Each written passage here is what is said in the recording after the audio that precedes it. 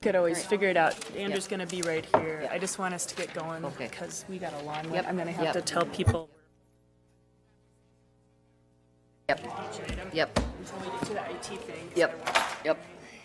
Okay, and then I've got this park board motion at some point, so, excuse me. Sorry to be so loud, but I want to encourage my colleagues to get to their seats. I am going to call to order our regularly scheduled Committee of the Whole. My name is Elizabeth Glidden. I'm the chair of this committee, and we are joined by, and I'm looking down the row here, I think a few folks have stepped out for a second, by Council Members Cano, Bender, Council President Johnson, Council Member Andrew Johnson, Council Member Yang, Quincy, Goodman, Fry, and Palmisano, and I believe we will be joined by a couple others as well. Want to just alert my colleagues that we have what is a very full agenda today. We have two reports that are from the city coordinator's office that have been planned for some time to give us some background on our goal planning process as well as Results Minneapolis. And then we have a very major update regarding our upcoming RFP for IT services for the city. So we want to allow sufficient time for that conversation. And so I'm going to invite up Mr. Assen to begin with item number 1 from the city coordinator. And we will, again, because we have such a large agenda, I'm going to ask your indulgence that we try to hold comments till after the presentation and then take about 10 minutes of comments after each item from the city coordinator, again, to allow us to get to this major IT item. So, Mr. Assen. Chair Glidden, members of the committee, in front of you, you've got a graphic that is titled Planning for the Future. And I'm just going to take us on a little walk through that and then also set up the conversation that Jay will be presenting as he talks about the city by numbers.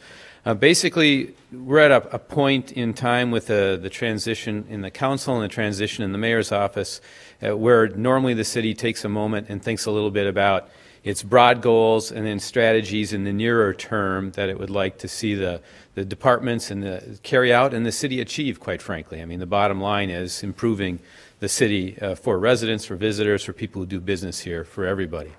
So just to walk through this outline that's in front of you and give you an idea of where we are in it and how it fits together, I'll just start at the left side.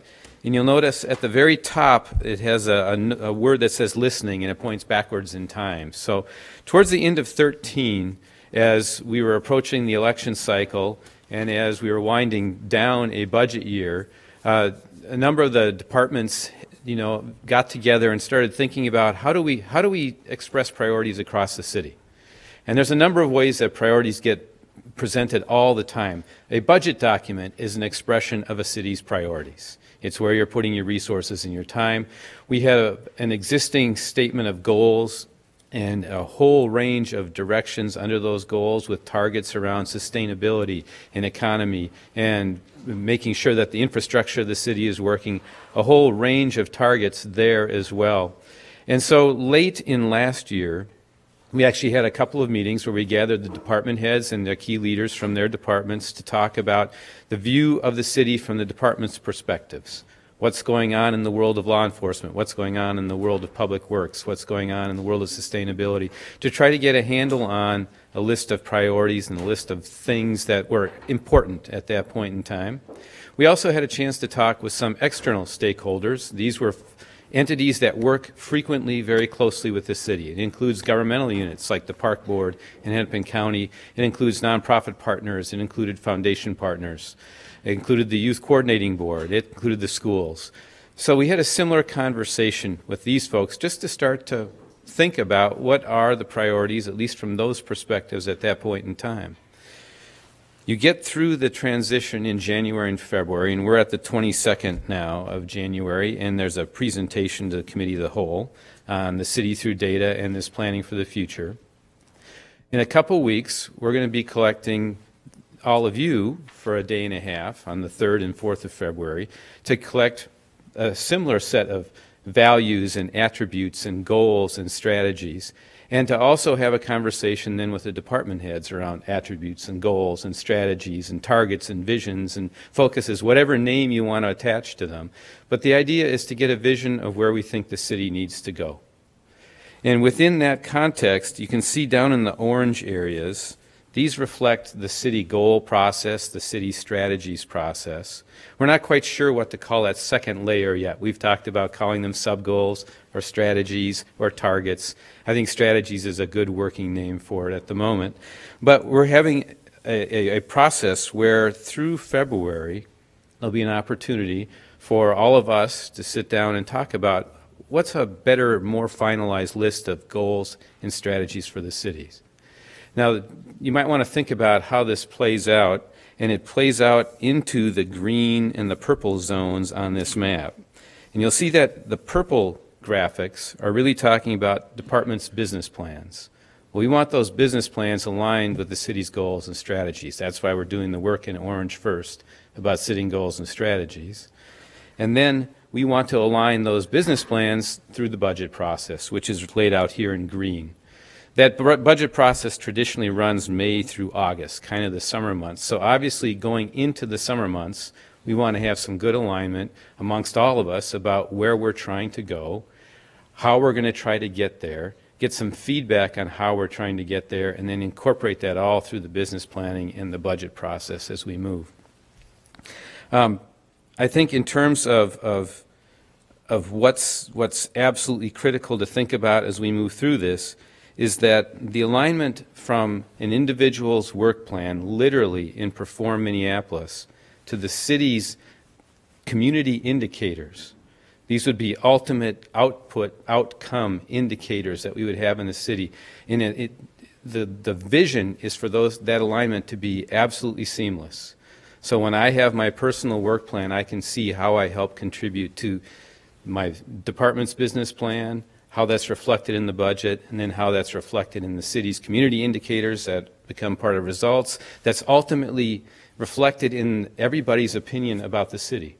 And we want the city to be a great city and continue to be an even greater city than it is, greater in terms of population, greater in terms of economic engine, greater in terms of opportunity for all those graders. So some of the important markers in time that are out here is this orange section of February and March where we start to narrow our focus a little bit. Doesn't mean the goals get narrower, but how we're going to express our work on those goals in the near term can't be everything. It's got to be somehow focused within resources, within time.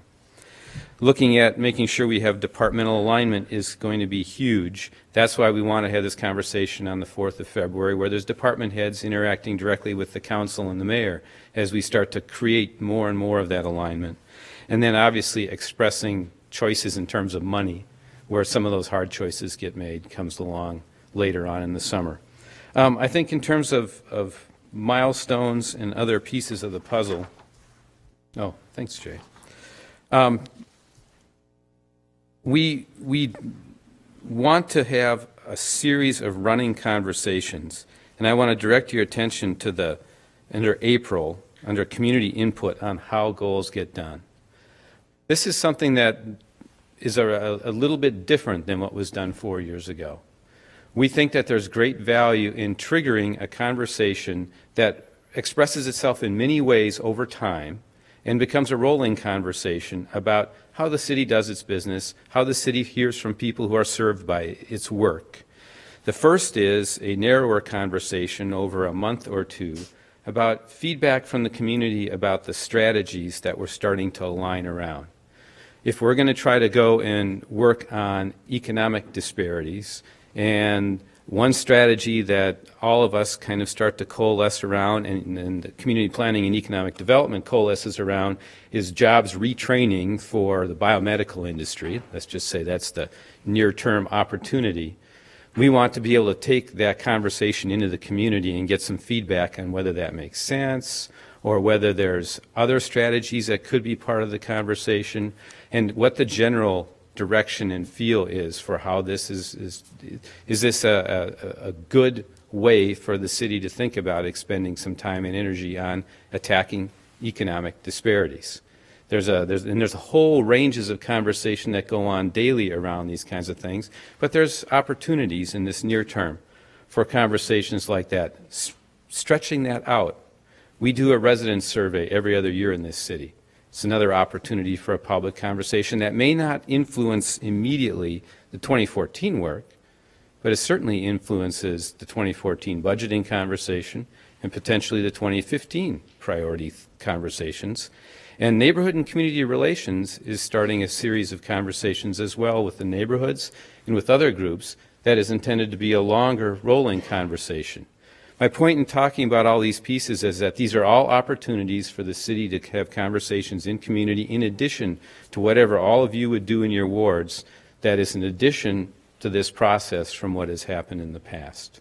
So this is still in the formative stages. Exactly what level of conversation takes place at any of these public conversation nodes is still in development, but we just wanted to make sure that you understood that that opportunity exists, and we're going to be talking about it more on the 3rd and 4th with you, and then more as we get a better feel for what kind of capacity we have to put this kind of work into the field. The last thing that I'd like to do before I answer questions is there's a connection between all of this work and how you measure it. And there's this notion that we need to find community indicators that are really sound measures, things that we can go out and look at as a community that somehow capture movement and improvement in the quality of life for the people who live, work, and play in the city. That is where this connection occurs between strategies, budgets, and results. And Jay will be talking a little bit more about results in a moment. And this circuit, which is another graphic that you have in front of you, is essentially the connection that occurs between strategic planning and the city goals, moving those goals into business planning and resource planning, the budget planning process, actually getting to performance monitoring where you're out and looking at these community metrics, trying to figure out if we're making a dent on a given issue that we're choosing to work on, whether it's the pavement condition index or whether it's health disparities or whether it's something even broader like the city's footprint and the global climate. And then taking that information through a continuous improvement process and actually changing how we do our business. Constantly trying to challenge ourselves to do more with the resources that we have available, because obviously there's a limit to how much resource we can put into a given effort. So with that, I'll answer questions. All right. Thank you very much, Mr. Assen. And I would just invite my colleagues, if you have questions, now is a great time, but knowing we have a little bit of a limit here, please engage offline as well. Councilmember Gordon. Thank you very much, Madam Chair. And I'm sorry if I missed this. I was curious about the public hearing on the draft goals for the 5th. Where would that public hearing? Have we decided where that's going I to don't know that we have made any determination on that. I'll just say as the chair of this committee, and so that could be a part of a conversation as well. Okay, so we've just set the date, and we don't even know if it's an evening or a daytime date? Correct. Madam Chair, Councilmember Gordon, I think perhaps even the date is speculative. It's a draft target at this point in time. There should be a big draft stamped all over this. Well, I think that's okay. I'll just make a comment. I think that's a great opportunity. That's very interesting, and I think it's worth giving it some thought about what's a good time, what's a good location, what's a good date. Also, I like this idea of community input going on for 3 or 4 months, and I just want to toss this idea out there. I'm not sure if everyone would want to do it, in fact, I was planning a ward meeting maybe a little earlier than this time frame. But it also might be an opportunity for council members who wanted to do a ward-specific meeting to have some staff come and support them. They could then have a presentation of the draft goals and other issues, and then also maybe have some help looking at what are ward-specific priorities too. And that way, at least we could have 13, potentially 13 conversations out there. But it would also be, I think, a help for council members to do it in the ward, and it might be an opportunity to do that, to focus not only on the city goals, but how does that affect us and what makes sense, and do we have special concerns in our area. That's just an idea. I also have separate concern slightly about overdoing it. So I know the community engagement is going out with our blueprint for equity.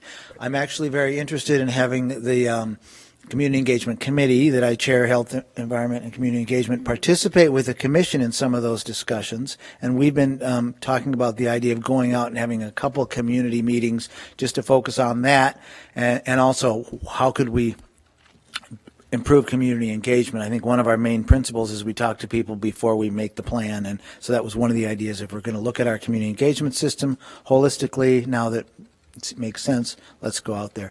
So I think we just have to keep talking about all these efforts and make sure we don't burn out our engaged citizens. And I wanted to make just a couple comments on this. I don't see anyone else in queue yet. I wanted to reiterate what Mr. Assen said, that a lot of this is, and I don't remember that we had a presentation like this 4 years ago either, where we kind of put out a proposed plan for setting goals and what might be the actions beyond the actual kind of high level goals. And so this also is an attempt to be more transparent with our process and encourage conversation around that. So a lot of this is very draft.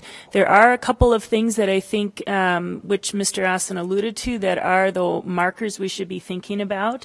One is which we want to be able to adopt our high-level goals in a timely enough manner that we allow the departments to incorporate them into their business plans and then start to impact the budget for next year. Because if we miss that opportunity, that is a great opportunity that's been missed that would be driven by our goal setting process. So I'll just put that out there as something that I think is important in terms of timeline. The other thing is, there's this long line about community input on the how, and I'll just say when I looked at that, I kind of actually got a little bit like, yeeks. I feel like sometimes if something drags on too long, you lose momentum and urgency around that, and I have a little bit of concern about that myself. So I guess I'm looking forward to kind of some more conversation with colleagues and with our staff who are helping to put together some of these processes for us on how that can best be accomplished, so we don't lose, I think, the momentum and urgency around moving things forward and getting going with a new term with a lot of folks who have great ideas. So, Councilmember Bender. Just quickly along these same lines, I was curious if thought had been given to where within the city enterprise the community outreach process would be managed. And just sort of echoing the comments that have been made, it seems tricky to balance an accessibility to this process, not just in terms of languages and geographic accessibility, but also asking questions that citizens could answer meaningfully without needing to have expertise in economic development, for example. How do we engage people to say what would help you in finding work, or whatever would reflect the goals, using the example that you used. So it seems a delicate balance, and I share some of the concern, but also a lot of enthusiasm for really engaging people around this bigger picture question about what the work of our next term will be. Councilmember Johnson. And I appreciate Thank you, Madam Chair. I appreciate and echo the concerns of my colleagues around how this is structured. I also would like to advocate for an online component to this so that we can reach out to people in different ways and increase accessibility, especially looking at the ability of some folks when it comes to transportation or their schedules and even their own comfort level perhaps in attending community meetings. I think it's a great way to engage citizens. All right, well, I'm not seeing further comments right now. I want to thank my colleagues for sharing at least some of your thoughts, and I know you will have more.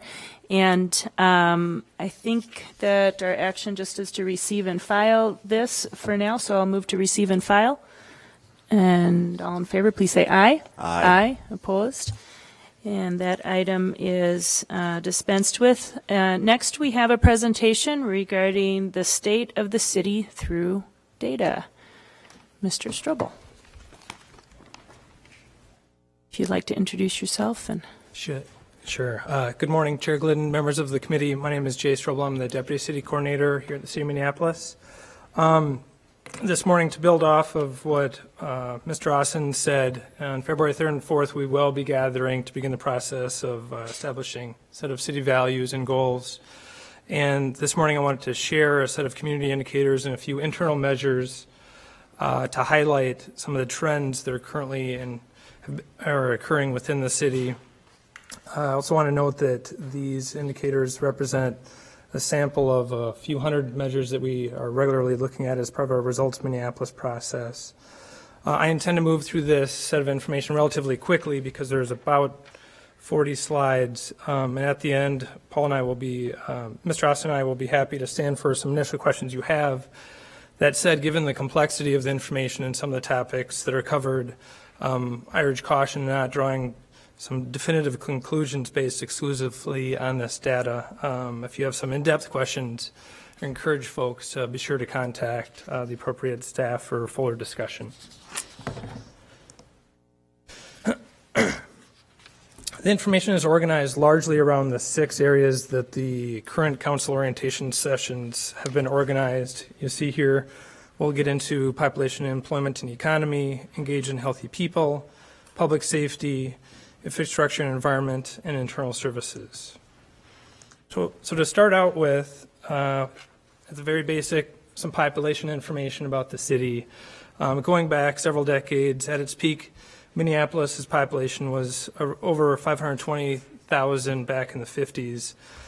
Suburbanization led to significant population loss before population stabilized in the 80s. After some stagnant growth between 2000 and 2010, we have seen actually some very significant population growth over the last few years. As this map highlights, though, the stagnant growth of the previous decade from 2000 to 2010 was very unequal when you look across the city. As you can see by this map, North Minneapolis lost pretty significant population, while areas of downtown and the university area gained some significant population. Moving on to measures of the economy, a variety of measures can be used to gauge economic health. The few that we're going to look at this morning are around employment, income, and building permits. Currently, Minneapolis's unemployment rate stands at 4.2%, a full percentage point lower than the state's rate, and just above the metropolitan rate. As you can see, Minneapolis in the 7-county metropolitan area has largely returned to pre-recession unemployment levels, ahead of many of other regions of the country. Well, we don't have very good annual unemployment data by race and ethnicity. When you look at the 5-year unemployment data by race and ethnicity, you can see that we continue to have significant gaps, with greatest disparities impacting Black and American Indian residents within the city. Looking at this information on a geographic level, in this map, the darker shades of purple highlight what parts of the city have the highest unemployment rates. And again, this is looking at a 5-year trend. So not only do we have ongoing disparities by race and ethnicity, but clearly, as you can see by this map, some significant geographic disparities as well. Turning to per capita income, again, looking at this information by race and ethnic groups, there's clearly significant differences between white residents and the rest of the community. And then on a positive note, beyond employment and income, when we look at building permit valuations, especially over the last 4 or 5 years or so, the commercial populations, which is in the dark blue on the left, and residential permit valuations, which is in the light blue on the right, have seen a significant upswing over the last 4 years, and we expect, given current development trends, for this to continue. Also of note, don't have a chart on this, but wanted to also note that the overall number of jobs in the city, regardless of residency, rose to nearly 300,000 in 2012, and this is a gain of over 16,000 jobs between 2010 and 2012. So that's another positive note. Switching gears to engage in healthy people, community engagement is clearly a priority for the city, as we were just talking about with Mr. Austin's presentation. That said, the concept of community engagement is not an easy concept to measure. Just want to highlight a few different ways of potentially how we could look at this. First, from our resident survey, when asking residents how residents rate in providing, how the city does in providing meaningful opportunities for citizens to give input on important issues, in 2012, roughly 60% of those surveyed, regardless of race and ethnicity, believe that the city was actually very good at doing this. Well, there's clearly room for improvement at this level. This has dramatically improved from back in 2003, about a decade ago, when the overall rating was 45% and even lower when you look at the residents of color. Another means of community engagement, or another way of looking at community engagement, or civic engagement, which is voter participation. Looking at 2012 voter participation, you can see that it's very uneven across the city, although Minneapolis as a whole significantly had a very high voter participation rate. Finally, the third way I wanted to highlight, looking at community engagement, was to highlight looking at the racial composition of our boards and commissions. The pie chart on the left, which contains information from the 2012 diversity of our boards and commissions, and compare that to Minneapolis's current, or the 2010 racial and ethnic composition. As you can see, there's clearly an opportunity here to make progress in terms of the diversity of our boards and commissions. Changing gears to look at the health of Minneapolis residents. In the last couple of years, one of the interesting ways that the health department has begun to show its sort of cumulative health conditions is to look at premature death rates. That's death rates of ages 1 to 64.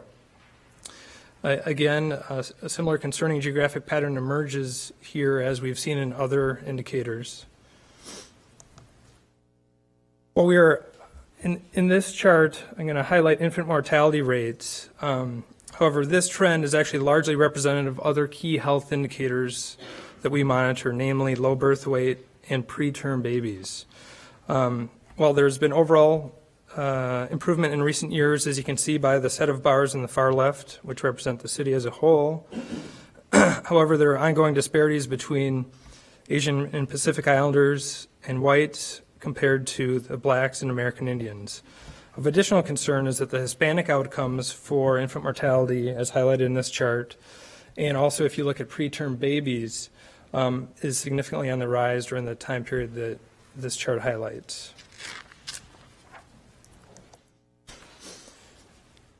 When looking at infant mortality and low birth weight by race and ethnicity and by the mother's country of birth, newborns of foreign-born Asian and Pacific Islanders and black mothers have significantly better health outcomes than their U.S. counterparts. This country of birth phenomenon also holds true for black mothers when looking at preterm baby information as well. Similar trends do not hold true for Hispanic mothers and their children, where outcomes, regardless of the mother's country of birth, are similar, as highlighted in this chart. In a related topic, while significant race and ethnic disparities still exist, teen pregnancy rates have dropped about half between 2007 and 2011 for all Minneapolis teens and across all racial and ethnic groups. Finally, another key indicator that highlights combined efforts of the work of families and the community is the preparedness of students as they enter kindergarten. This is a matter of not only health, but also other measures as well. While there is plenty of room for improvement, gains have been made over the last 5 years. Unfortunately, when looking at other key educational indicators such as third grade reading and graduation rates, significant work remains. Turning now to public safety, looking at overall resident survey results over the last decade or so, the overall citywide picture has floated around 82 to 85%. When asking people if they agree or strongly agree on if their neighborhood is a safe place to live. Based on this chart, you can clearly tell that this is not a uniform view across the city. However, on a positive note, looking at the resident survey, residents' perceptions of safety downtown have significantly improved, over 10% from 80% in 2000 to around 90% in 2012. A couple of contributing factors to improve safety downtown are the police department targeting crime hotspots and the city attorney's office addressing chronic offenders. As the police chief recently said, Minneapolis has historically low levels of crime. Looking at violent crimes in particular, over the last 10 years, while violent crime has trickled up a bit in recent years, it is significantly down from a recent peak in 2006. This represents from its peak to where we were at the end of 2013 a 38% decrease. Juvenile crime has also followed a similar trend to the overall violent crime as you see in this chart. A key livability crime, burglary, has dropped as well from a peak in 2007, but has been up and down more recently in the last few years. The drop from its peak was about 26% in 2013, not quite as much as violent crime, but still progress. In terms of the number of fires over the last 11 years has dropped 45%, which is significant, and I think they too, if the fire chief was here, would say are at historic lows. Inspections, new construction methods, building codes, and other prevention efforts have helped with this trend. Another interesting trend related to the work of the fire department is that while the numbers of fires have dropped significantly, the number of medical-related runs, as you can tell by this chart, the top set of bars, has risen 20% since 2009. In totality, these types of runs now represent about 2/3 of all fire department runs.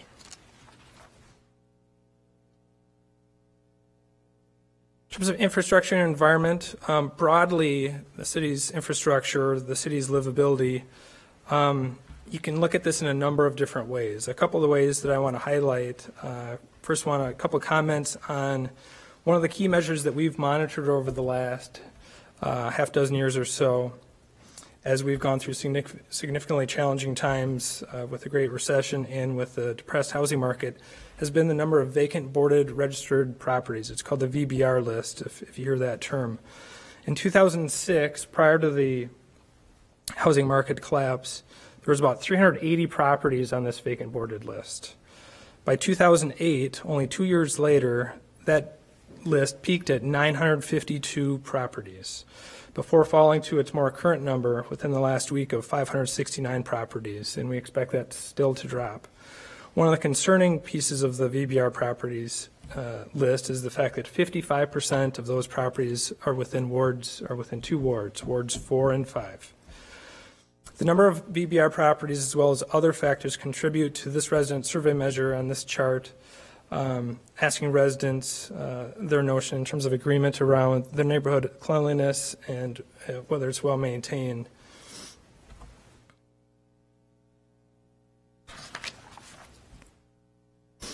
A new measure that we haven't looked at in Results Minneapolis before is the City Assessor's Building Conditions Index, which you see here, sorted by different types of residential structures. A couple takeaways from this information is that most properties are generally regarded as in average condition.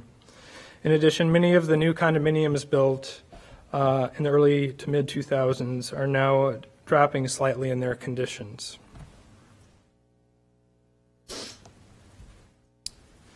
In terms of some of the other infrastructure that we look at on a regular basis, one of them, and Mr. Austin alluded to it in his presentation, is the Pavement Condition Index.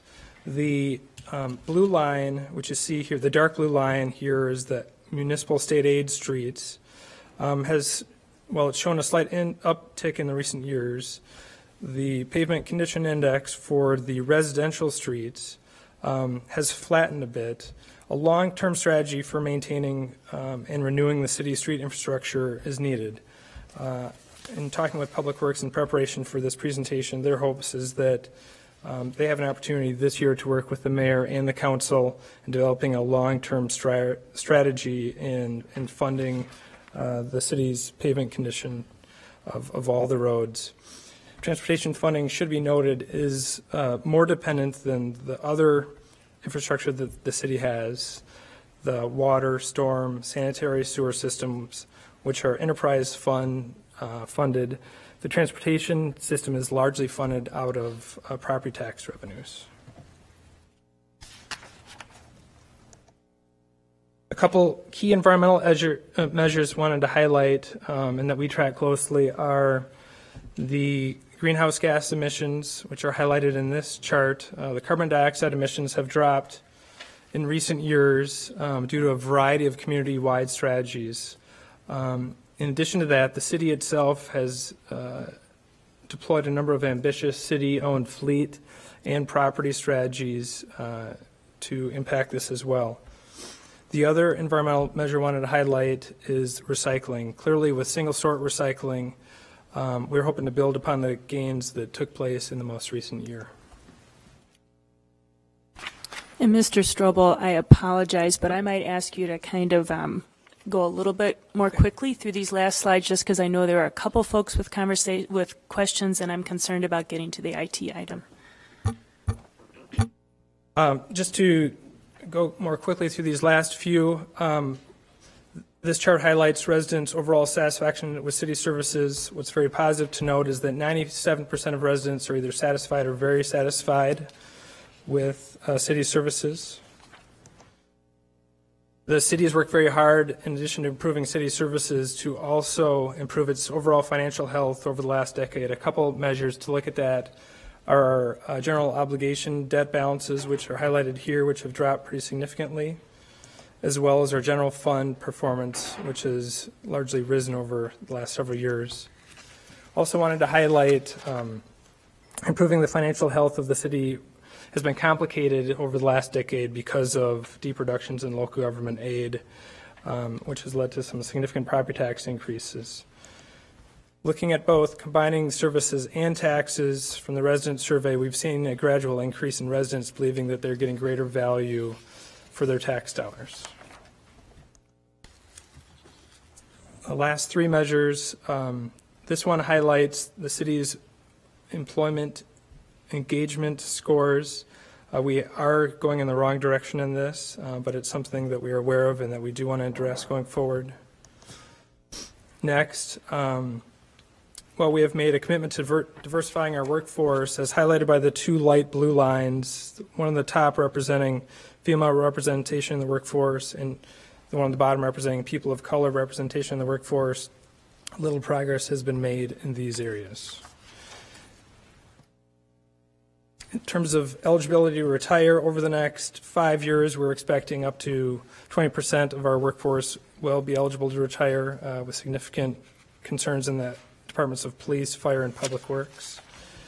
And then finally, I wanted to highlight life expectancy of our city IT systems. As this chart illustrates, the greatest concerns are in our department-specific applications and our shared business applications, highlighting the need for continued investment in these areas to ensure that both the employees have the right tools to do their job, but then also that residents can interact with the city as well.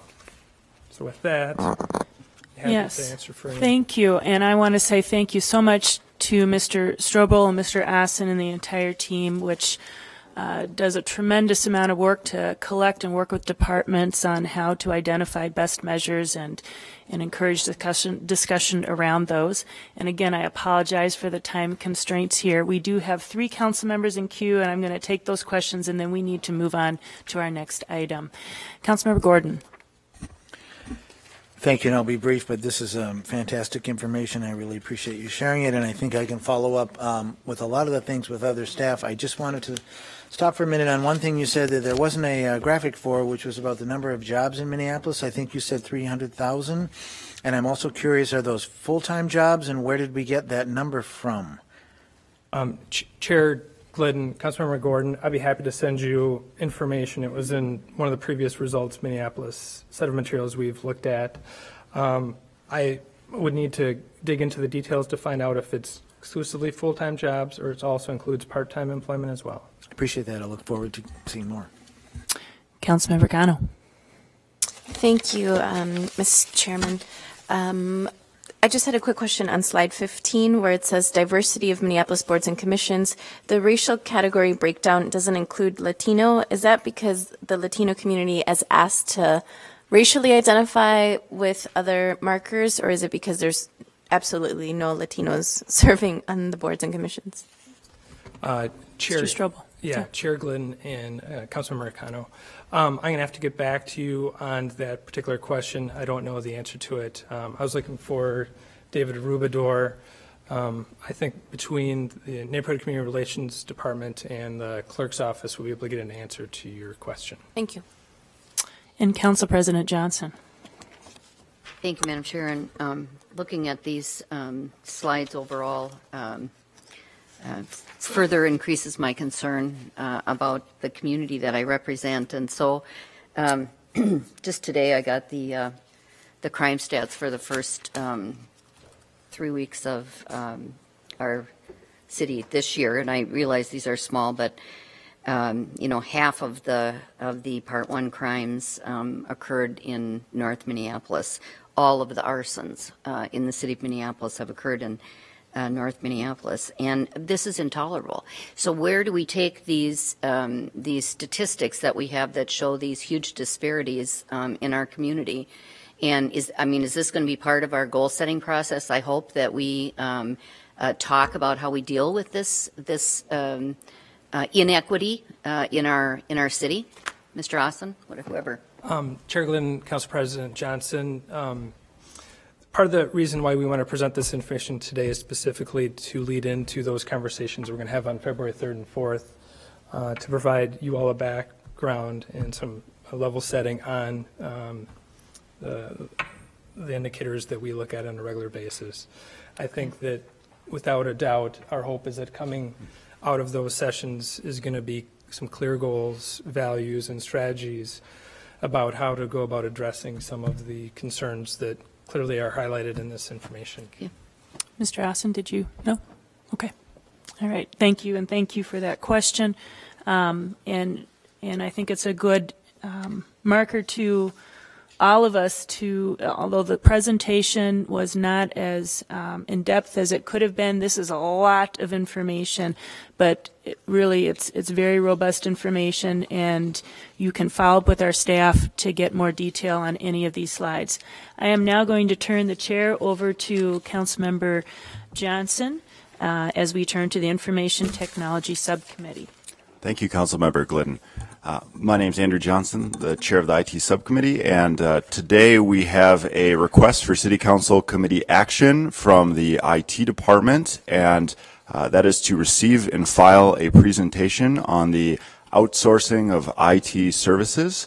And with us today from the IT department, we have Otto Dahl, the Chief Information Officer for the City of Minneapolis.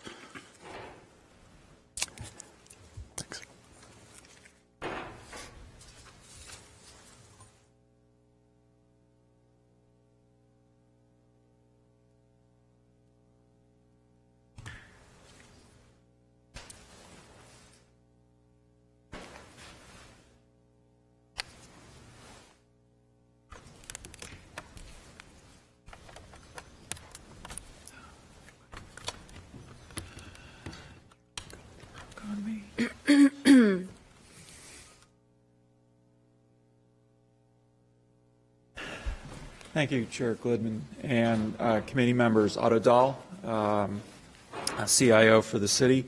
And what I'd like to do this morning is to give you an overview of where we've been with outsourcing in the city and where we're at today with our efforts to relook at this very important aspect of IT infrastructure for the city.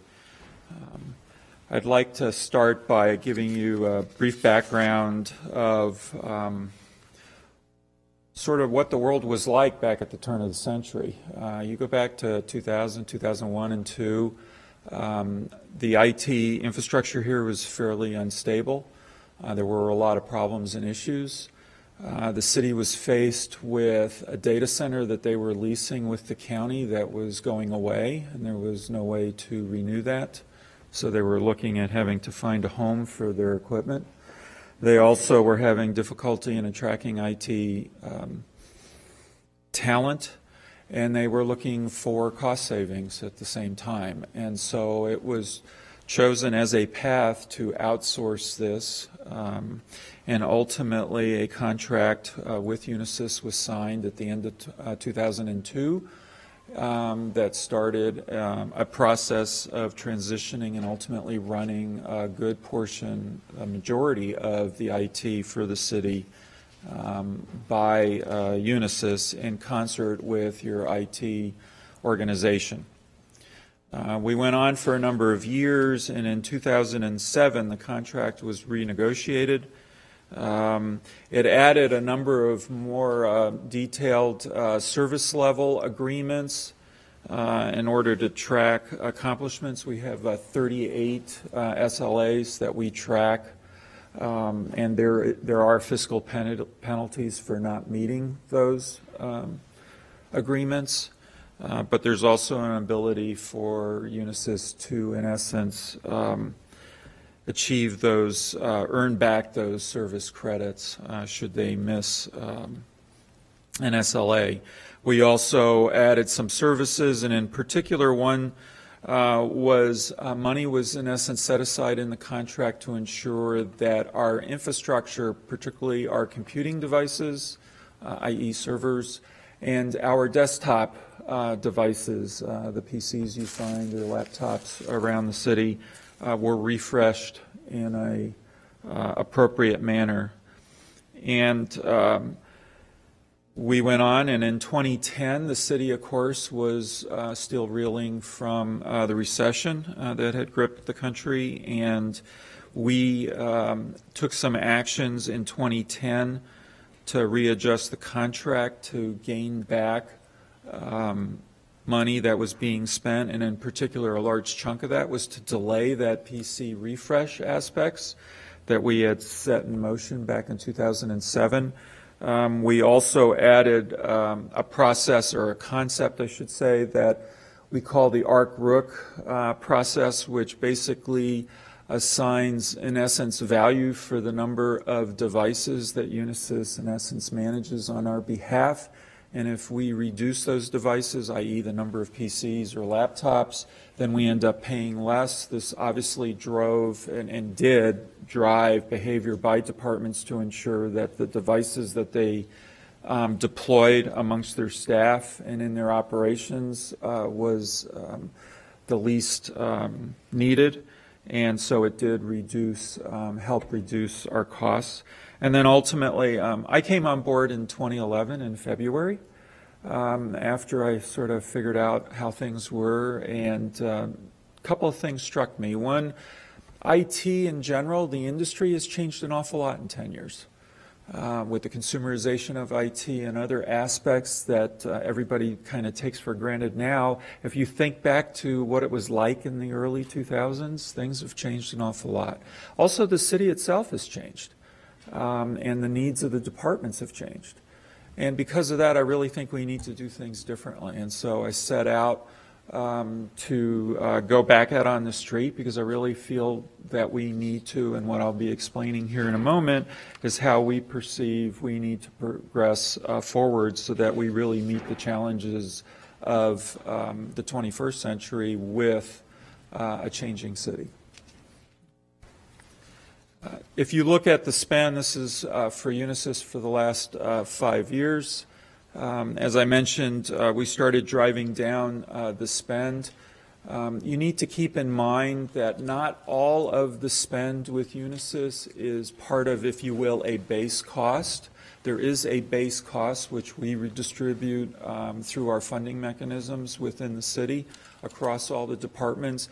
But there are certain aspects of IT services where, in essence, you pay by the SIP.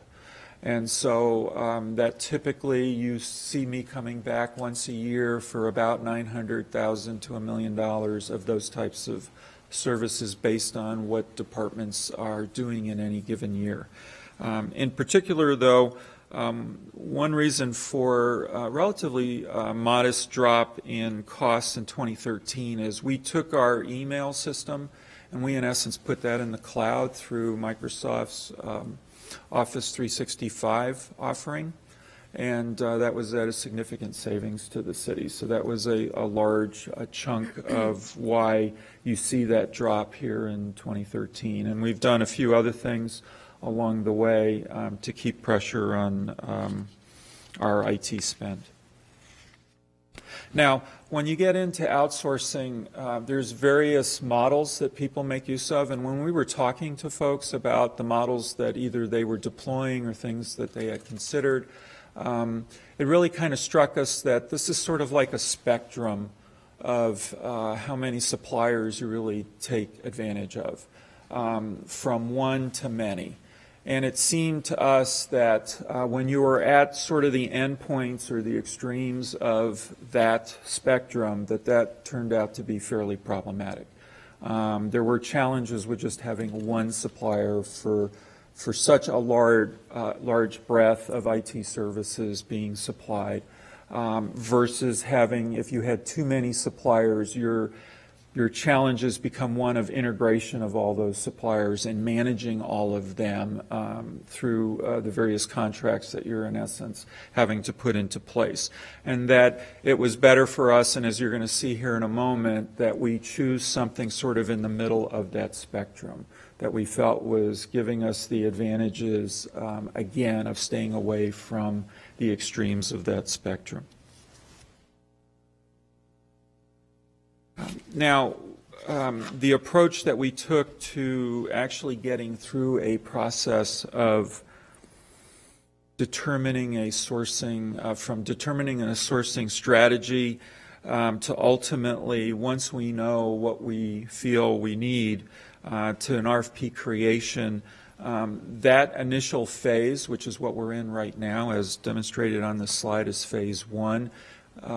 We've done a lot of research over the last really year and a half in trying to understand what options are out there and how we should really drive our decision making relative to what is best for the city in the way of the suppliers that we make use of.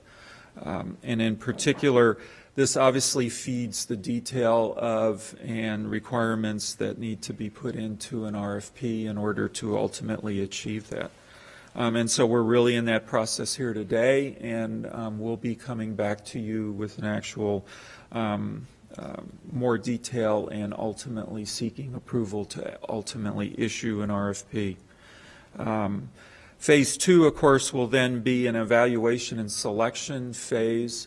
And we feel we are building in a fair amount of flexibility. It's required because ultimately we have to craft these partnerships with our suppliers of IT services so that they truly do meet our objectives and our goals. And I'll be getting in more detail here in a second as to what we determined those to be.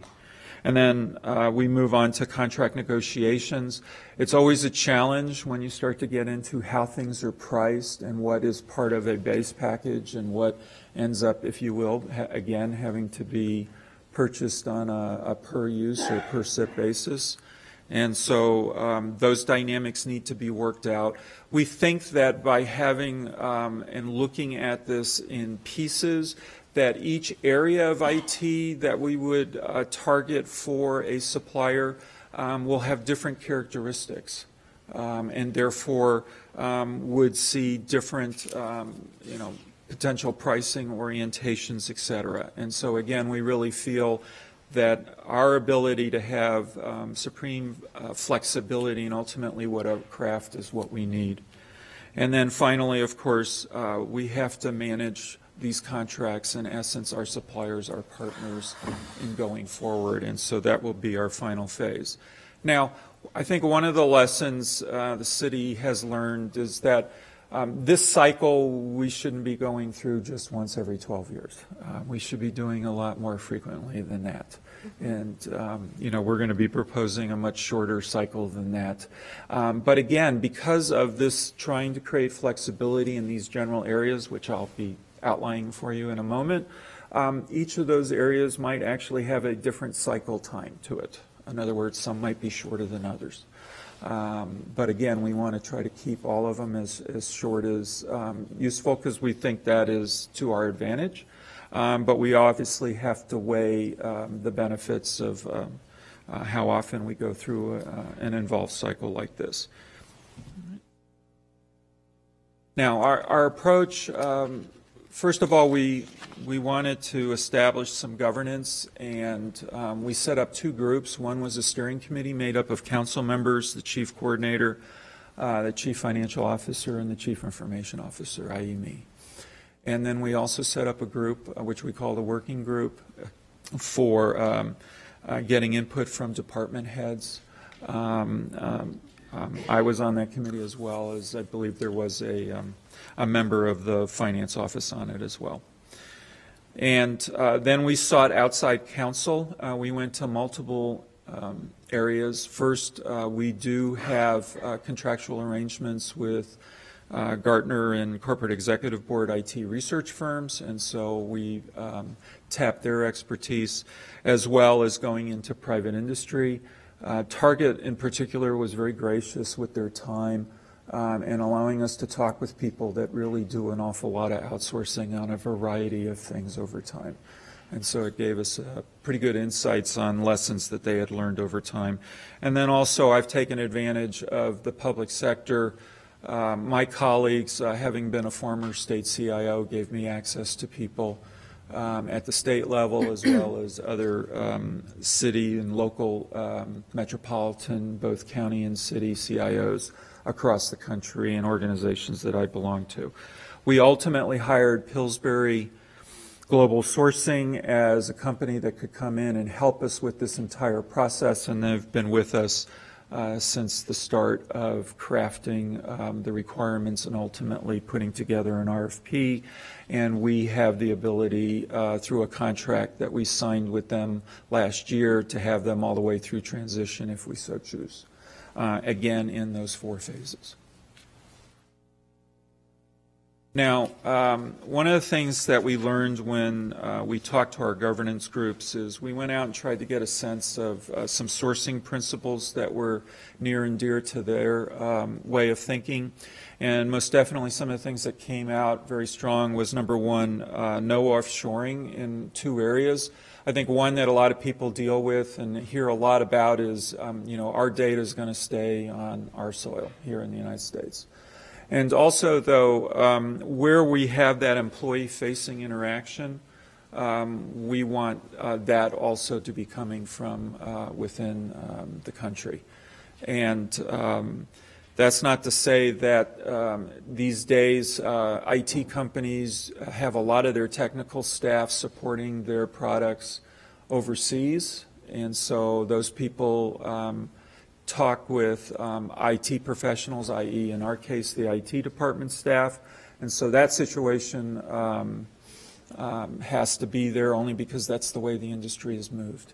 But most definitely when it comes to touching our staff, our employees, our departments directly, and also where our data resides, we want that to be inside the country. 24/7 support was deemed exceedingly important, particularly for public safety applications and just general support. We also felt that there were a number of business systems across the city that needed to be configured and maintained at very high availability levels. And so our ability to make sure that they are survivable, whether it's a disaster or just an outage, is critical to ensuring that those systems stay up and operating around the clock. And then, as you see in those last 3 bullets, one of the things that you get a sense from folks is that they really want IT to be able to sort of move with the times, to be able to absorb, process, and ultimately adapt to technologies. I think this is all the more important these days because there's an awful lot of consumerization of IT, as we've seen in the last decade or so. And so people have become quite familiar with technology to a degree in their own personal lives. And so our ability to actually keep track of, understand where technology is headed, even where it's at, And it is a fairly young field. I hate to say I got in on it just as it was forming, but most definitely it is a relatively young industry, and it is changing by leaps and bounds every year. It is still vastly growing. There's a tremendous amount of innovation going on, and so the ability to keep up with that is really important to folks, because they see that in their own personal lives as they see consumerized IT doing the same thing. And so they really kind of expect that when they get to work. Now, key objectives, I'm not going to go through all of these, but there are 3 of them in particular that I'd like to just spend a moment on. These came about, and again, talking with our governance groups and with others, and just assessing our experiences with the city as an IT organization, as well as just talking to departments, et cetera. In particular, one of the things that we've seen as a downside in the past has been our barrier to exit has been fairly high. And we need to keep those barriers low. All right. It is a highly competitive world out there, and as you're going to see in our structure, that we feel there's areas of the IT arena that should really be laid bare often to competition, because that's just the way the industry is, and we need to take advantage of that. And also things change, and we might change. I'm sure we will as a city, and what we need, et cetera. And so therefore we need to not only keep those barriers low, but another thing that happens in government, and that is, and we saw this with the Great Recession, when that hit us, you turned around and sliced the IT organization in other areas outside of this contract by and large. And so this is a challenge, not just with this contract, but any contract. And I'm just going to talk about IT, but we turned around and 3/4 of our spend is with a vendor, the majority of it with Unisys. All right? And we've been squeezing that last quarter. Okay, actually, it was larger than that years ago. We've squeezed that when times got tough. All right? We need to have levers in contracts like this to allow us to readjust, because otherwise it just becomes really nasty business. Whether it's laying off staff or reducing what we can do, et cetera. Because the more we might have outsourced, the more critical it is for us to be in that position.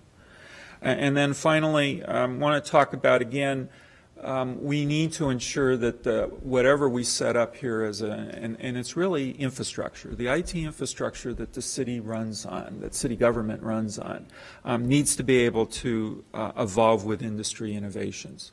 One of the challenges you have with IT vendors, and recognize they're businesses, and if they're in the outsourcing business, it's exactly what it is, a business. They're trying to set up a process, in my view, where they are basically, they set up this arrangement and they want to turn the crank, right? Day after day, year after year, delivering the services that we've requested in that contract, right? Because that's ultimately how money comes out, right? It's by turning that crank. And so unfortunately the world isn't always that smooth, particularly as time moves on. We need to be able to be flexible and adaptable and change, whether it's bringing in new technologies, changing the way we are, taking advantage of some of the things that are still occurring in the IT world. You know, computer science is still operating today by Moore's Law, all right, which means we are seeing great gains in some areas of IT where the cost of what we're consuming, whether it's storage, the ones that are typically viewed are storage and processing cycles, that those are, increasing, doubling every 18 months, right? And the price points are going down. That might be offset somewhat by the consumption of those resources, but by and large, you need to be in a position to be able to take advantage of that. Otherwise, it just goes to the bottom line of the vendors and not necessarily that we see that ourselves. All right, so those are, 3 areas. I think that ultimately you can create partnerships. It just takes a lot of work and effort, and then you have to manage that partnership over time. Now,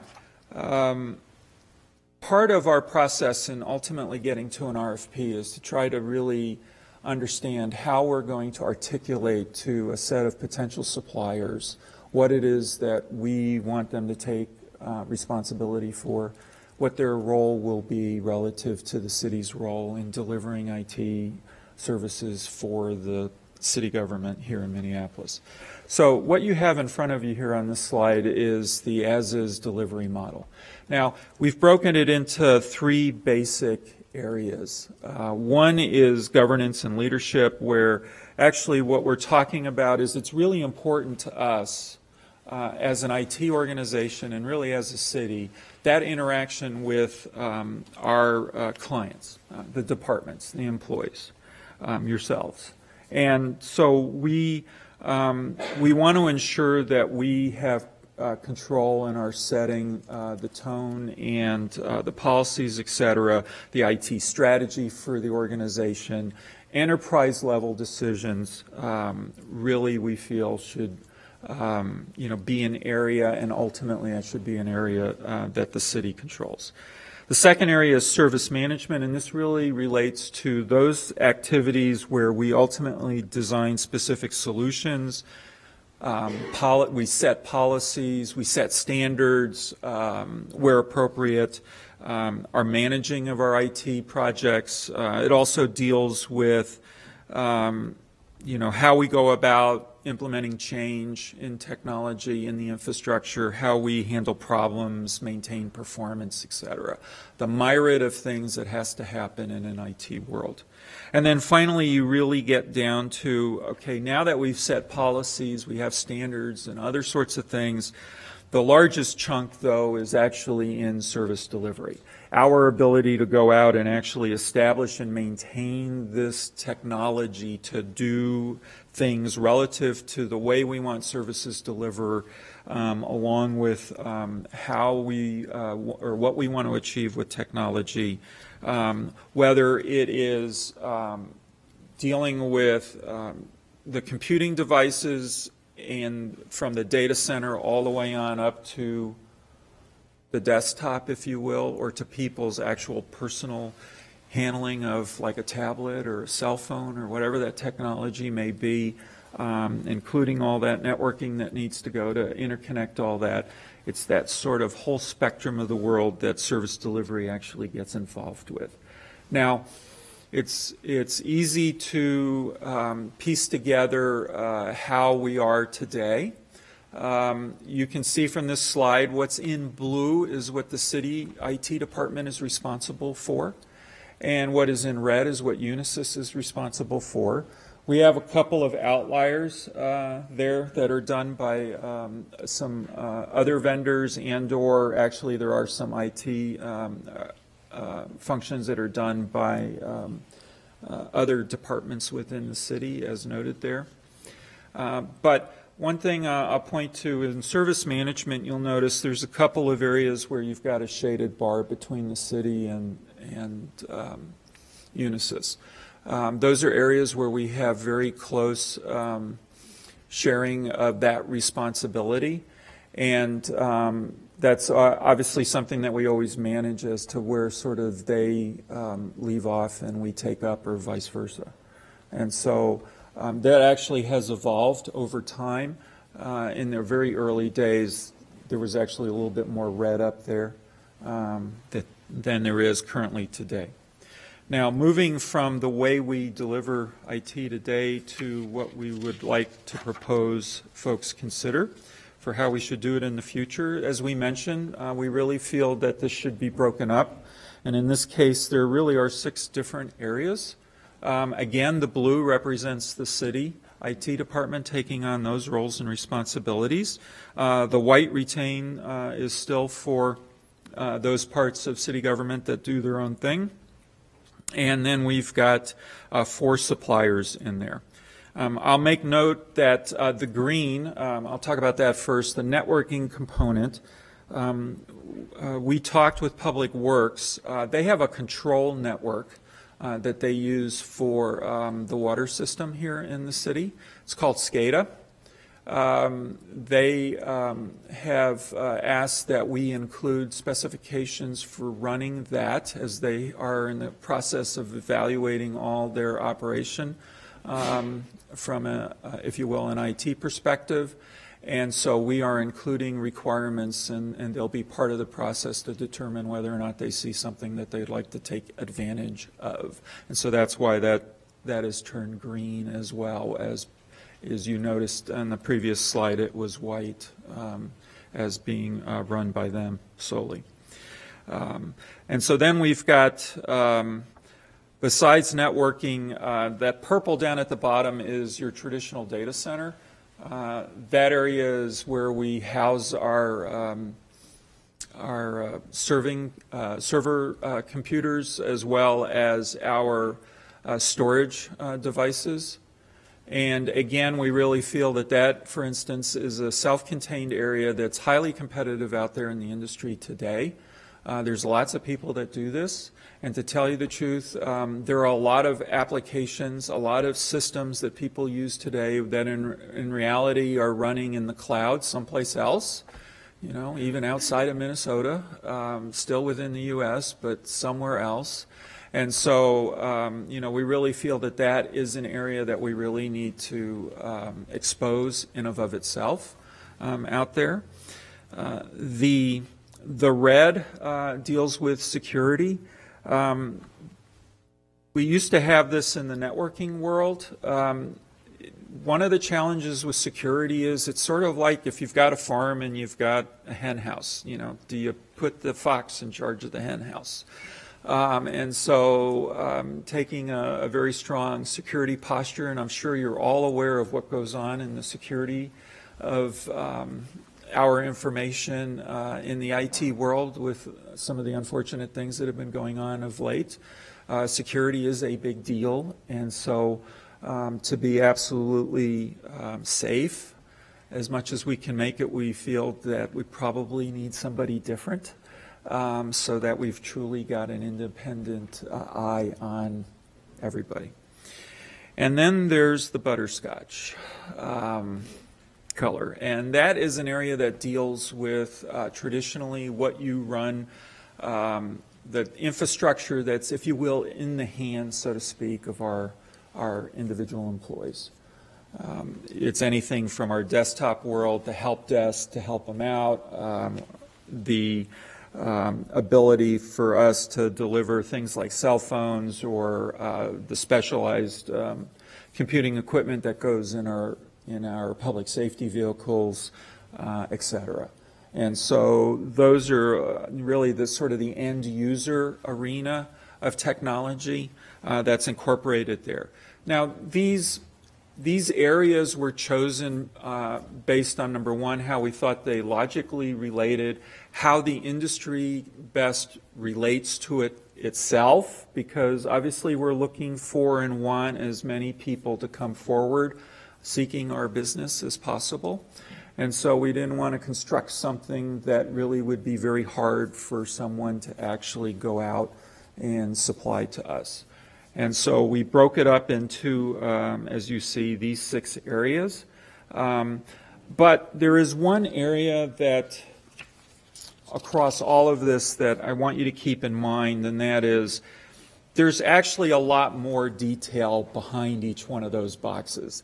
I wish it was a very clean world and I could tell you that if a box is in a color, that absolutely everything is done by a vendor or a supplier. But what you end up needing to do, and what we did, was do the work of truly understanding all the IT processes.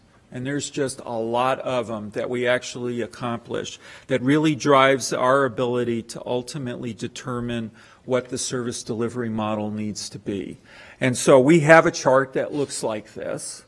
It's on a, if you took a legal sheet and did 8-point, you'd get all the columns across it, all right, to show you how many different processes we have to look at. And you know, every block, and some of those blocks are subdivided in some areas because we have determined that in certain aspects of service delivery, either potentially the city needed to do something and be responsible for some area or not. And so we've been through that assessment. And so we really have the detail. That is extremely important to the RFP process because that is going to signal to, if you will, what we feel is sufficient nth degree to suppliers, what ultimately their role and responsibility is in the relationship that we're trying to partner with anyone that we choose to actually outsource with. All right? We want them to be absolutely clear. And then finally, a timeline.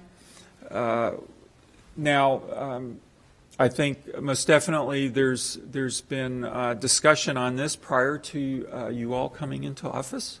There needs to be more discussions on this, but we need to recognize that our current contract ends at the end of 2015. We do, and I would like to have sufficient time to ensure that any and all transitions that need to take place get done well and get done on time. And so therefore, we are driving a process where, as I mentioned before, we're going to be needing to come back to you for final approval on issuing the RFP.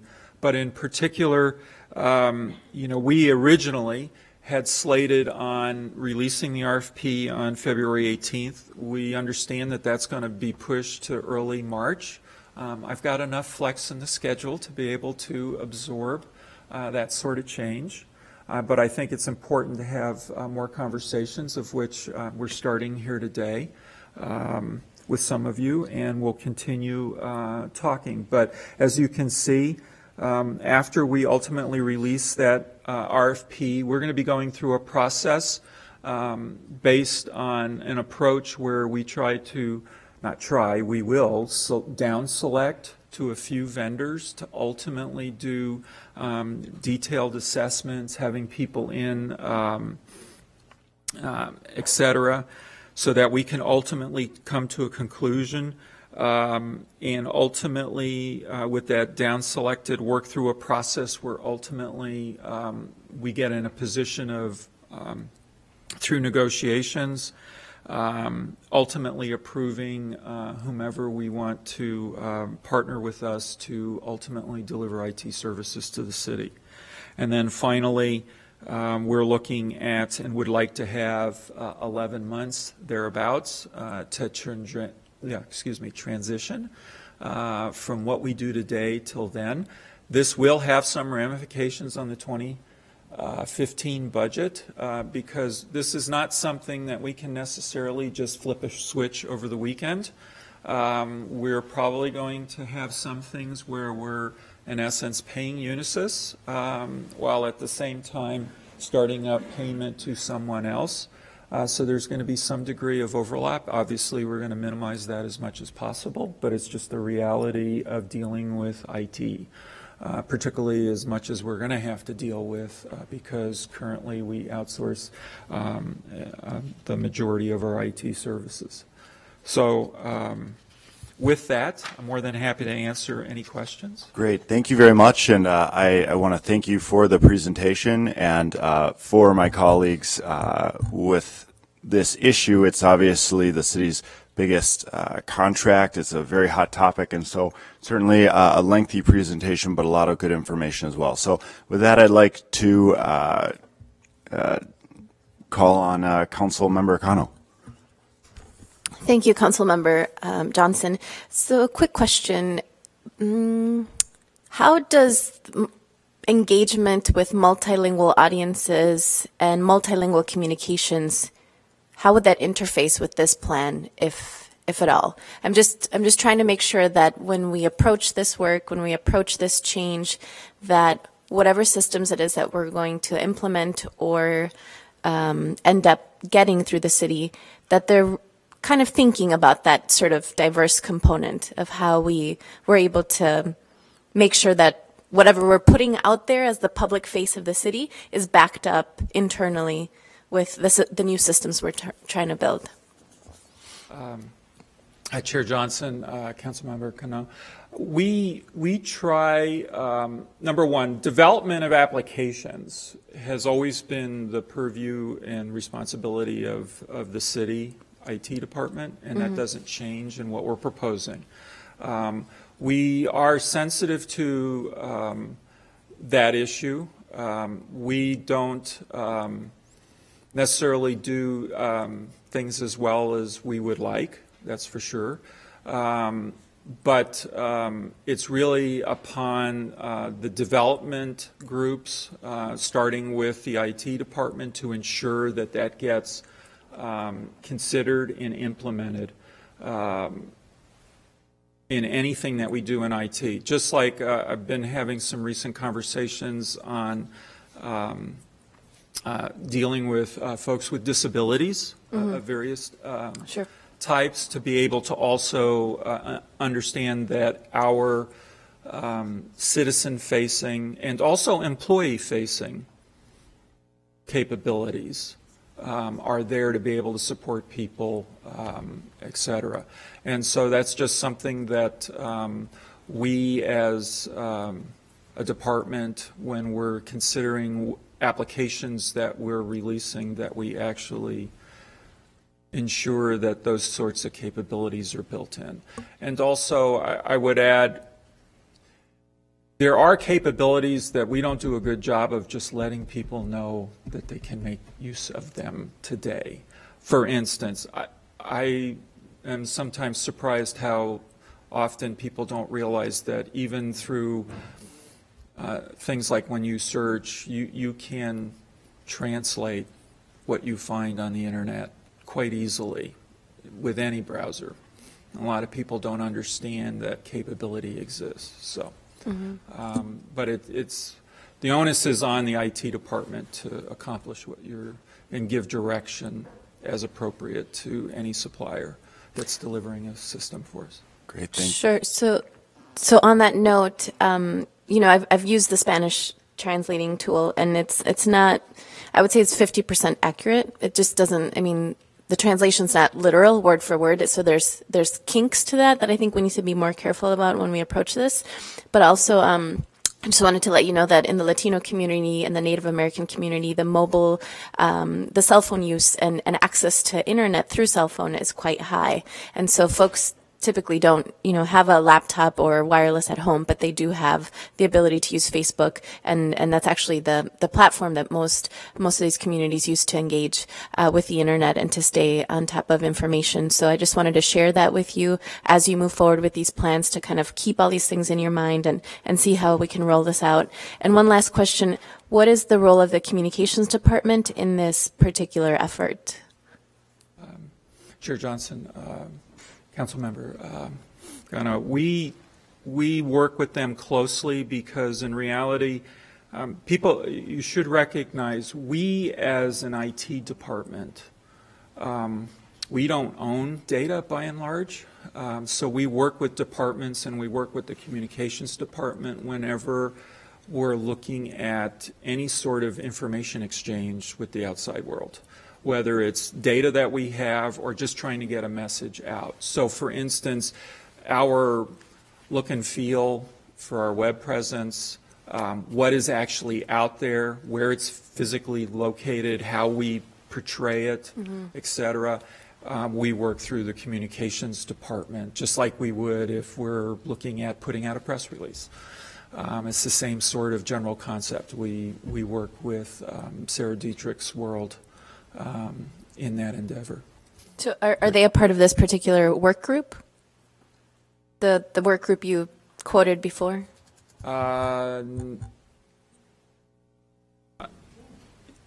I believe so, but I'd have to go back and look at the list of departments that were on it. Okay, well, thank you. And lastly, I'm just really happy that you're doing this. I think the city needs major improvements in this area, and I'm happy to support this in any way. And I'm really thankful that Councilmember Johnson has a good background to lend to this as well. So I'm excited to make sure that these new changes help us engage more communities, inform more people, and have more accountability with our residents. So thank you. Great, thanks.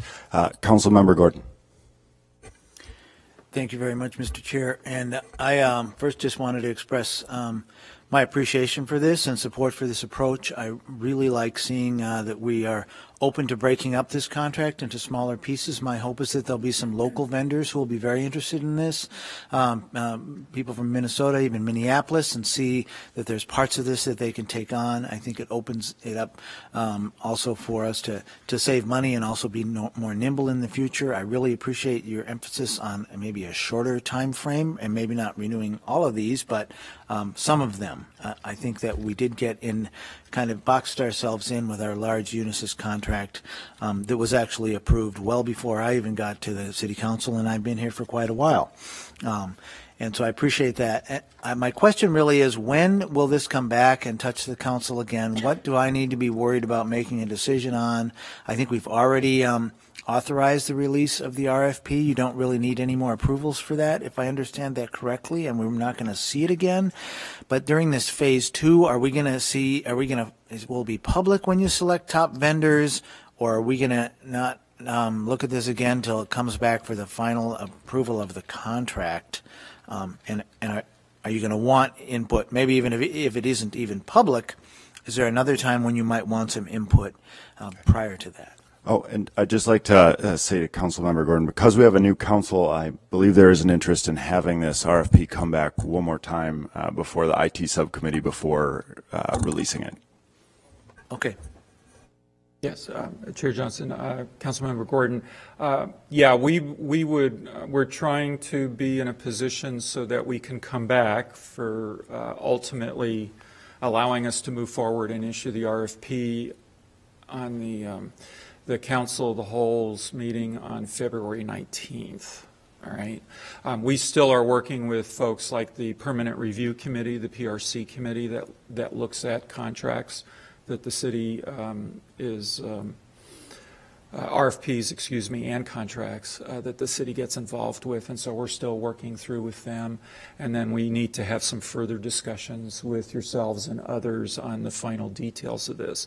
Now, we still haven't worked out all the details of the evaluation ultimately and selection of things.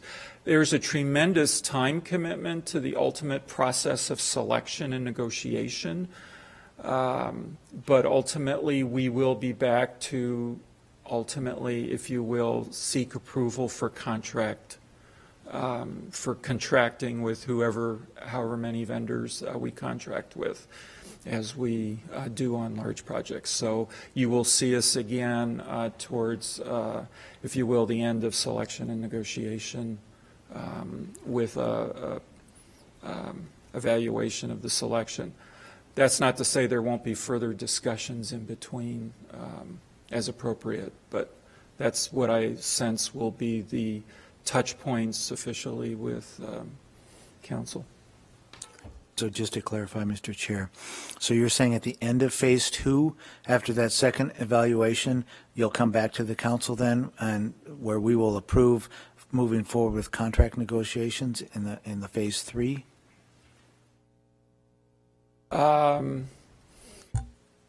We can do that. I was thinking after we got through negotiations and we'd be coming back. Okay, so there's room to maybe talk about it and think about this. And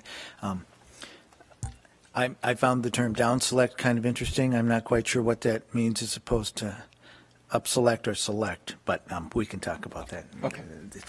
I think it's a piece of important jargon. I just don't know the nuances too. Thank you very much. All right, Council President Johnson. Thank you, Mr. Chair. Mr. Dahl, how will we get this information out that we are, and I'm thinking Councilmember Cano reminded me about communications, that, you know, if we're looking at a different mode of perhaps, you know, segmenting this contract, that's a different place than what we've been in the past. And so how do we get the information out to this multitude of folks that could be potential vendors for us, and get the interest sparked so that people understand that, you know, that we are serious about potentially having multiple vendors? Yeah. Chair Johnson, Councilmember Johnson, the the approach we're taking, of course, we have our traditional things that we put out through, and there are a number of services, online services, that companies subscribe to that talks to and alerts folks of upcoming and actually RFPs that are out on the street.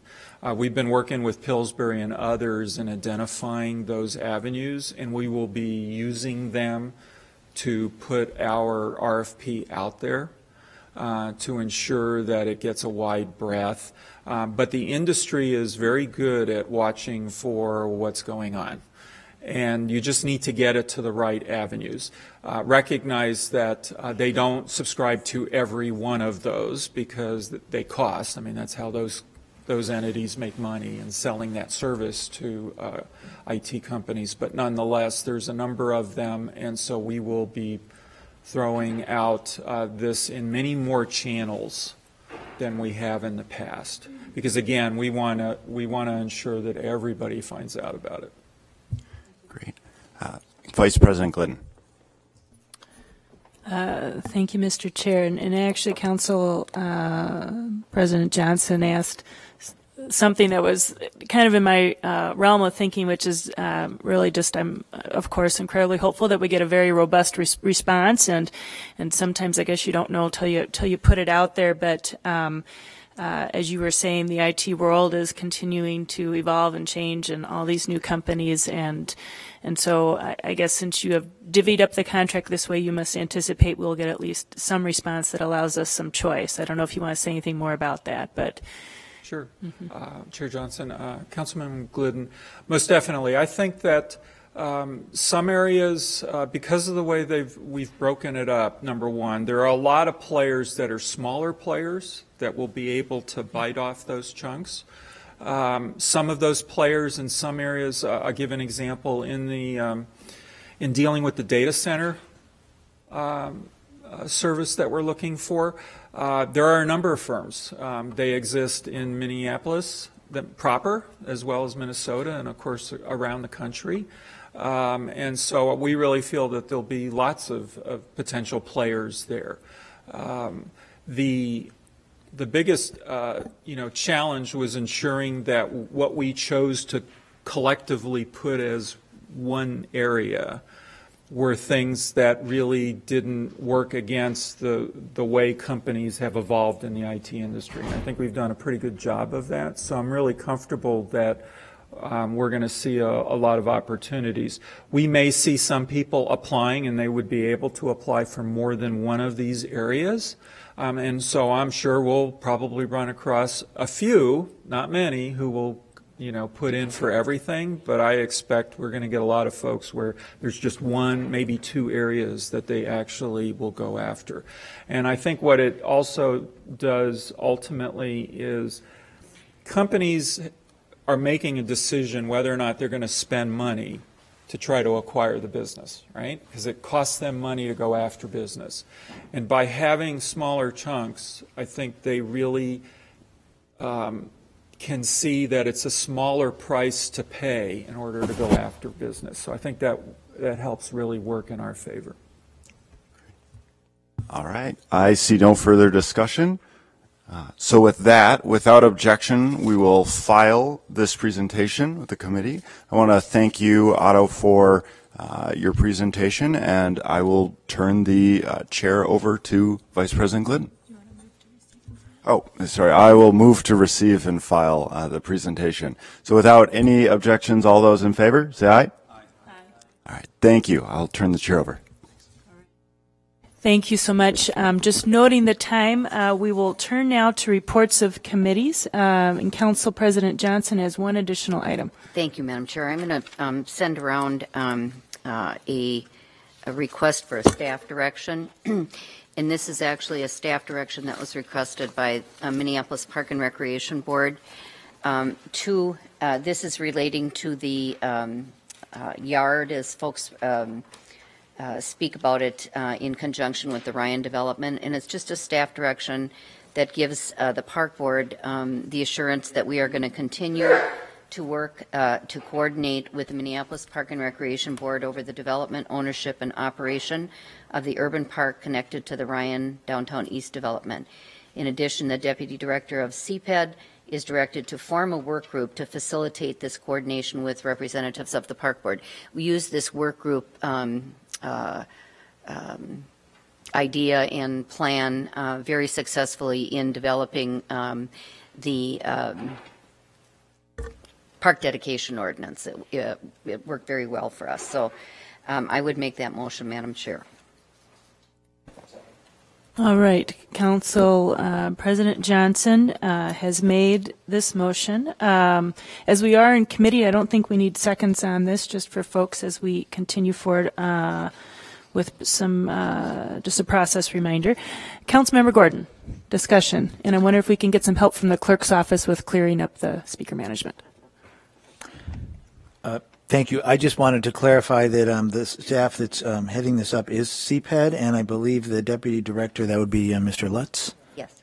Okay, thank you.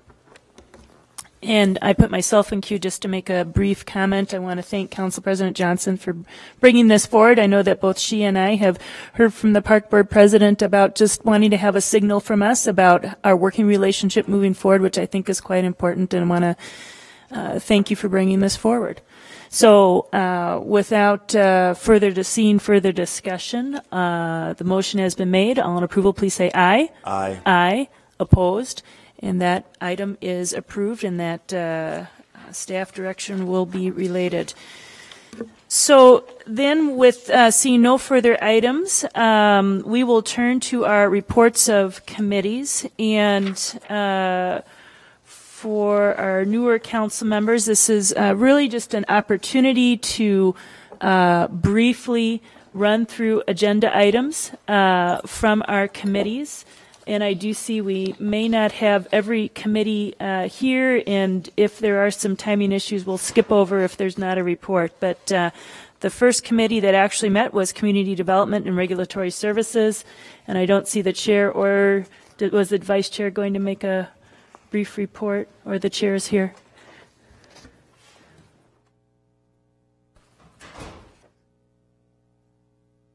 And we can go ahead and turn to elections and rules if you want. Okay.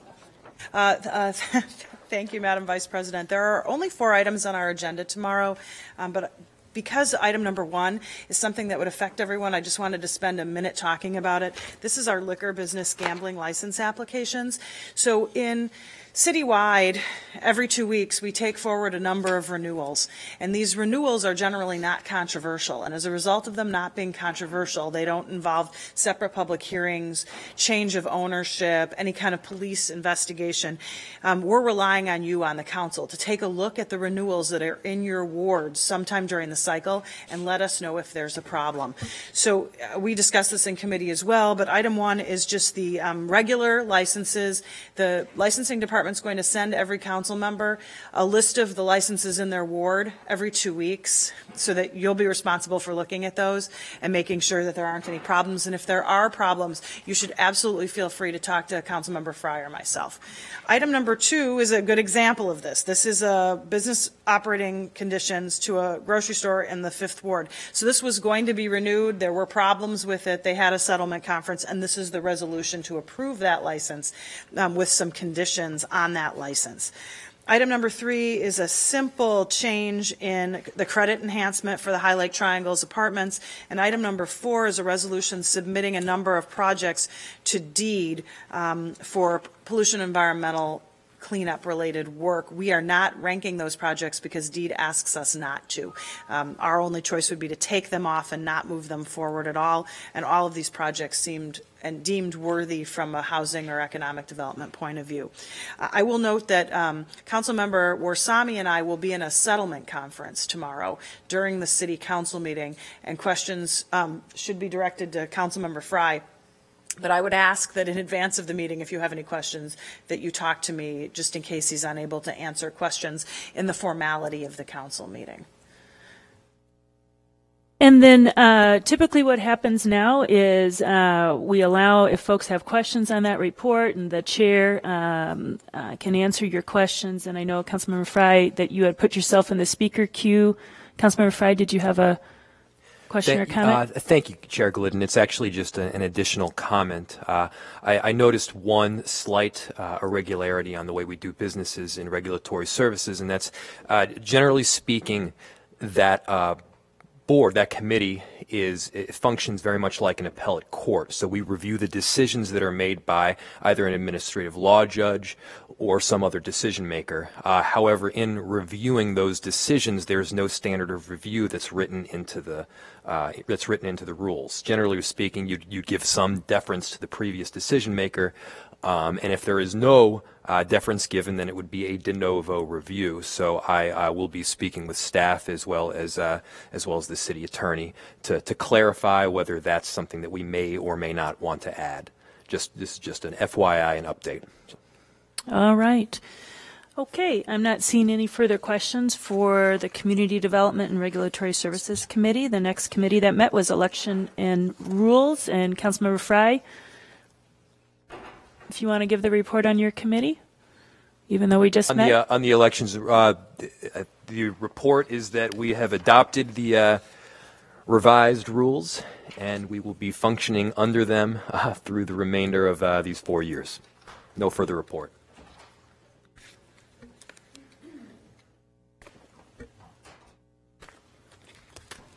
All right, thank you very much.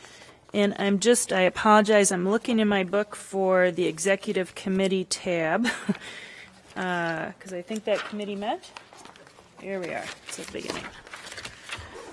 And I will give that report as Council President Johnson is not here. We had 2 items which were labor negotiations, which were approved and referred to Ways and Means Committee.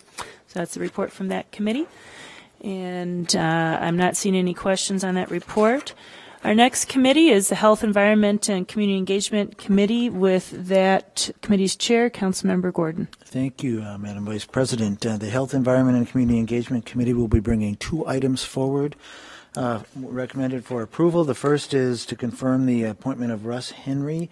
That's a mayoral appointment to the Food Council, and the City Council appointment of Julia Bovino to the Food Council as well, noting that Russ Henry will be the mayor's selection for chair. The way the rules are written, the mayor appoints one of the chairs and the other chair is selected by the Food Council. The second item we're bringing forward is to authorize a contract with Tubman in the amount of $75,000 to provide case management services in 2014 for youth who are at risk for involvement with violence.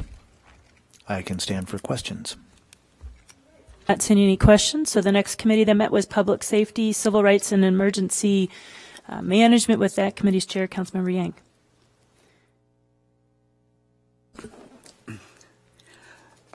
Thank you, Chair Glidden. We had a pretty quick meeting, 3 items. One was authorization of acceptance of grant funds for $30,000 for program costs for the police department's community engagement, youth violence, education-related policy, and it passed. The second was the authorization and acceptance of grant funds for police departments for $30,000 to support the position of community engagement coordinator and other project costs, and that passed. And the last one was to accept proposal and authorize contract with Hennepin Technical College for training services for cadets and recruits, and that training would be happening in spring of 2014, and that passed as well. All right, thank you for that report. The next committee is Transportation and Public Works, and I just want to say I apologize for not noting at the beginning of the meeting that Councilmember Reich is at a settlement conference on behalf of the City of Minneapolis today, and I'm going to turn to his Vice Chair, Councilmember Palmisano, for the report from that committee. Thank you, Chair Glidden. We had 8 things in the Transportation and Public Works Committee meeting late last week. The first 3 were street projects, resurfacing projects, designating the location and parameters of those projects, and setting public hearing dates around special assessments. The fourth was a waste disposal services contract with Hennepin County, renewing that contract for solid waste through December of 2015. At a rate of $49 per ton. Additionally, the South Transfer Station, the disposal center that's just west of the Sabo Bridge, issued an RFP for management and operation services there. There were 3 referred reports to Ways and Means, all that later passed. Those 3 were an MRI contract amendment. It was an extension of truck rental to MRI. That's for waste disposal. The second was authorizing applications for transportation funds through the Transportation Alternatives Program, TAP, and the Safe Routes to School program, so grant applications. And the third component were to accept 3 low bids for city storm drain sewer system inspection, the hauling of fill and asphalt millings, and part 2 of a pond dredging project that's actually on the Hiawatha Golf Course. That's all. All right, thank you for that report. Next, we have the Ways and Means Committee. With that committee's chair, Councilmember Quincy. Thank you, Madam Vice President. Ways and Means are going to be bringing 12 items for your consideration tomorrow. The first is a couple of legal settlements, and then also from the Attorney's Office is a waiver for legal services contract conflict of interest. There will be an item on approving a billing insert and 2 acceptance of grant or donated services for Comcast cable and 1 with Clear Channel Outdoor.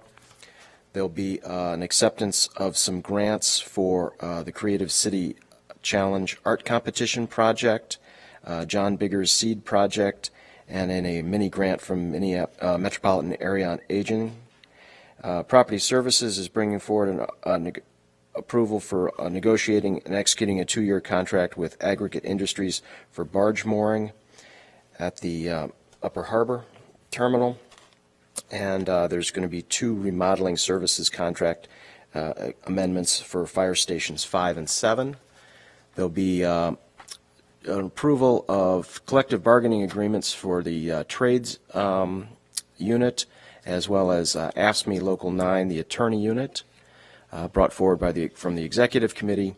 And the item of note is the approval of a contract documents with Advanced Digital Systems for an upgrade to the HRIS system for a 1-year amount not to exceed $350,000 with an option to renew for an additional year. And we also added a staff direction that we would have an update based a lot of what we heard earlier on the extensive conversation about our IT department. We're going to be looking for a staff direction that would be presenting an update on the status update on the ERP program and how the HRIS system is working within that at the Committee of the Whole in a couple of months. Happy to stand for questions. All right. Thank you for that. And last, we will turn to the chair of our Zoning and Planning Committee for that committee's report. Thank you, Madam Chair. We have 3 items for the council tomorrow. One is the committee has recommended to amend the zoning code to rezone a property at 4525 France Avenue from C1 to R5. The second item is recommending adoption of update to the zoning code to rezone property at 1529 and a half and 1531 Monroe Street Northeast to add a TP transitional parking overlay district to an existing R2B zoning. And in the third item, we are recommending denial of an appeal, which was upholding the Planning Commission's decision to deny a conditional use permit for 2 wall signs that are over 120 square feet and located higher than 28 feet on the building wall at 524 5th Street North. This is an area which faces an historic district. So the committee recommended not upholding that appeal. Thank you. Thank you for that report, and I'm not seeing questions. Our very last item is one announcement, and again, for council members, often after our full council meeting, we may adjourn to a closed session to consider legal matters involving the city of Minneapolis, and we have one such matter after our council meeting this week, where we will adjourn into room 315, which is just over there, for a closed session to consider the following matter: Stearns and Mullen versus the city of Minneapolis. So that's just a heads up to you as we close the council meeting. We have another meeting to go to in room 315. And with that, our business has been concluded, and we are adjourned. Thank you very much.